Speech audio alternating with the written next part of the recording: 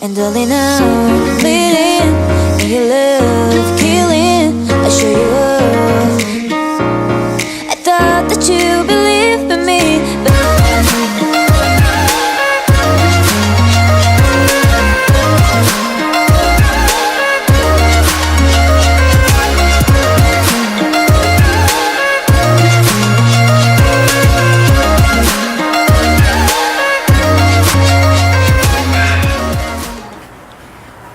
비피더스.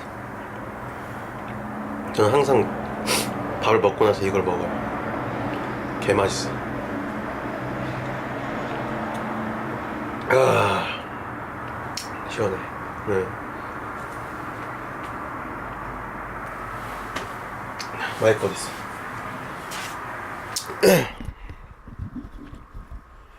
네, 오늘 제가 여러분들이랑 얘기해볼 주제는 제가 어떻게 JLPT N1이라 하면은 뭐 JLPT 중에서 가장 높은 등급이 JLPT N1입니다. 일단 제가 목소리가 지금 잠겼는데 제가 목감기에 걸려가지고 목소리가 좀 잠긴 점 이해 좀 부탁드리겠습니다.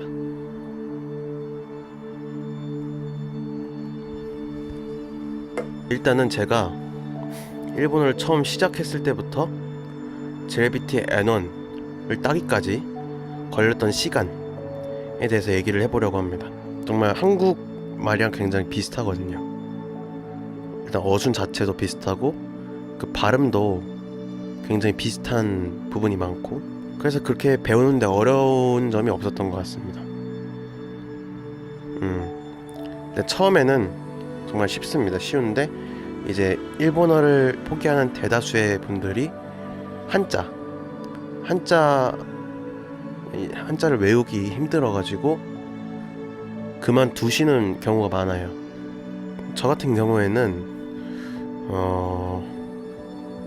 이왕 시작을 했으면 끝을 봐야지라는 그 생각을 가지고 했던 것 같습니다. N3를 2016년 여름에 봤어요. 여름에 2016년 여름에 봤습니다. 한자에서는 대부분 좀 쉬운 것들이 나오죠. N3 시험에서는 N3는 따는데 그렇게 오래 걸리지 않습니다. 여러분들도 지금 시작하셔서 6개월 동안 공부해서 다음 연도 2019년도 7월 시험 보실 수 있습니다. 그 정도는 하실 수 있어요. 여러분도 N2를 작년에 봤어요. 작년 여름에 봤어요. 작년 여름에 봤는데 떨어졌어요. 네, 떨어졌는데 그 다음에 바로 N1을 봤는데 N1에 붙은 거예요. 그러니까 그 동안 저는 N3를 보고 그러니까 N1으로 바로 붙은 거죠. N2를 보긴 봤지만 합격하지 않은 상태에서 N1을 봤는데 N1이 붙은 겁니다. 이런 경우도 있어요. 네. 근데 N2를 공부할 때는 제가 너무 공부를 안 한 상태에서 봤어요.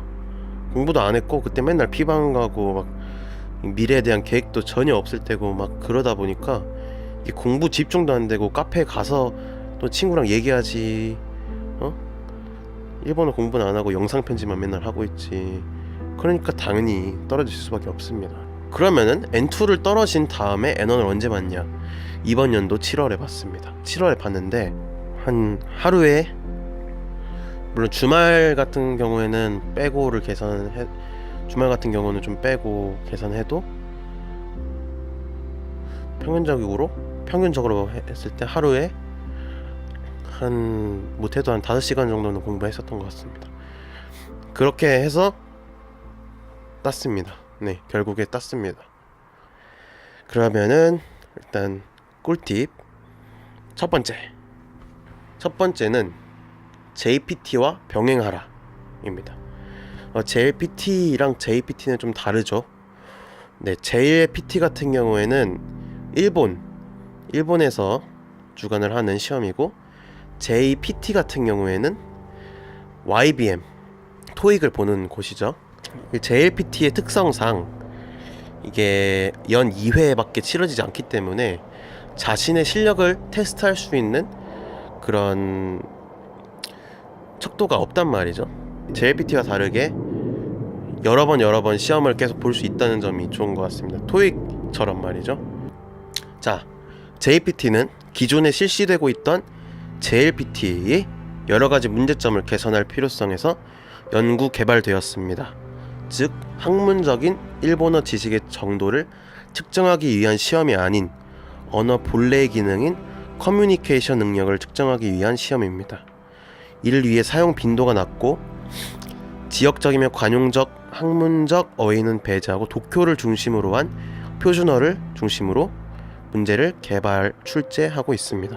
JPT라는 시험은 그만큼 도쿄 현지의 표준어를 기반으로 한 그런 문제들이 나오는 시험이기 때문에 이게 나중에 유학을 가거나 교환학생을 가거나 뭐 워킹 홀리데이를 가거나 하신 분들한테도 상당히 메리트가 될 수 있는 시험입니다. 그렇기 때문에 굳이 JLPT가 연 2회라고 해서 나한테 시간이 너무 많이 남아가지고 그냥 빈둥빈둥 이렇게 보내는 것보다는 JLPT와 같이 병행을 하면서 JLPT도 공부를 하면은 JLPT에도 그만큼 도움이 되고 섬세하게 단어 면에서는 섬세하게 공부를 할 수 있다는 게 저는 큰 장점이라고 생각을 합니다. 네, 두 번째 팁입니다. 정말 당연한 얘기인데 매일 복습해라 라는 이야기를 해드리고 싶네요. 정말 당연한 얘기죠. 근데 이런 거죠. 매일매일 공부를 한다고 해서 오늘은 좀 컨디션이 안 좋다, 약간 피곤하다, 약간 이런 경우에는 굳이 새로운 거를 공부하는 게 아니라 예전에 봤던 거를 그냥 복습을 하기만 해도 상당히 큰 도움이 됩니다. 단어장을 어떻게 활용하느냐에 대해서 제가 얘기를 해드리고 싶은데, 이 친구들이 정말 제가 JLPT N1을 따는데 굉장히 큰 도움을 줬습니다. 네. 어떻게 공부를 했냐면은, 예를 들어서 이렇게 단어장을 이렇게 쓰잖아요. 위에 후리가나가 달리잖아요. 후리가나가 달리다 보니까 이게 좀 굉장히 조그맣게 쓰게 된단 말이죠.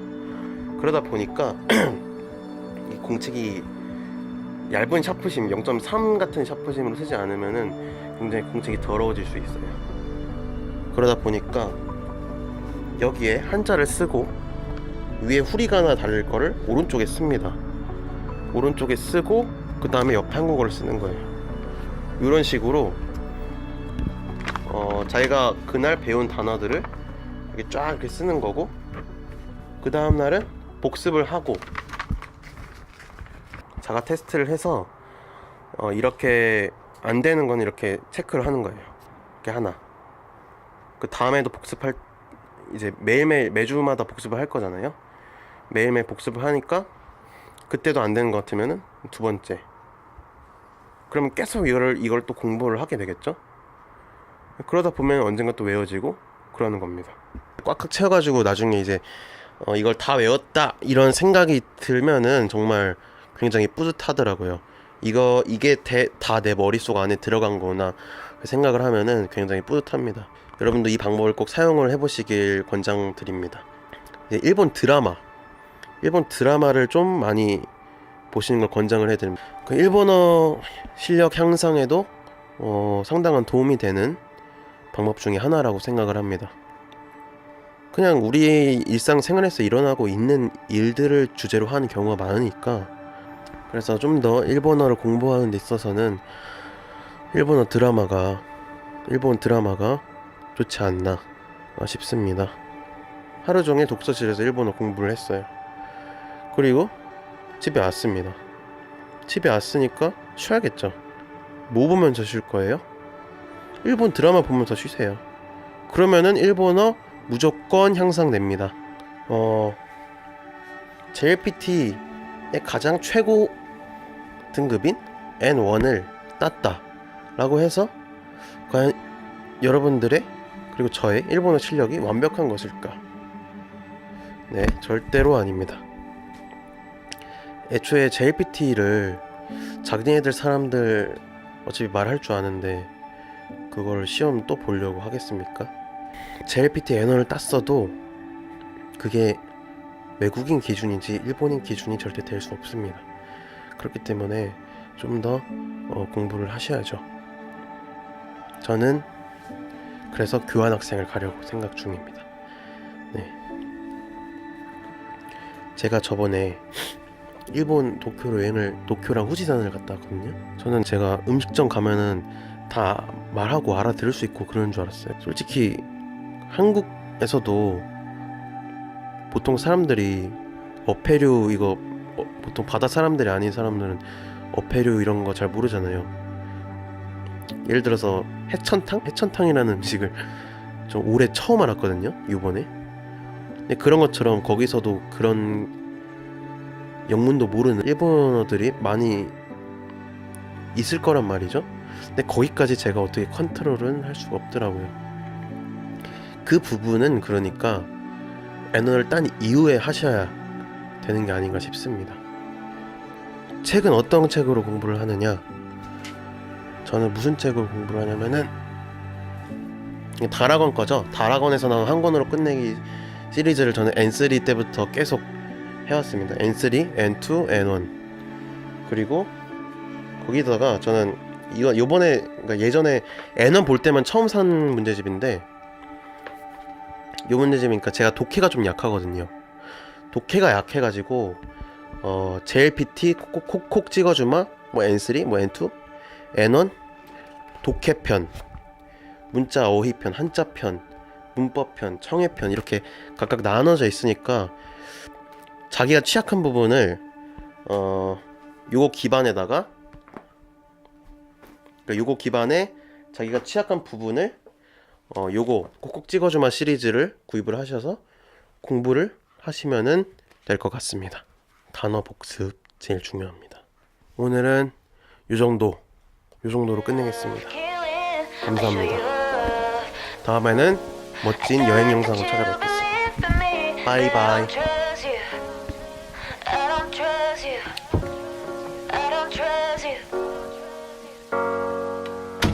And darling, I'm bleeding.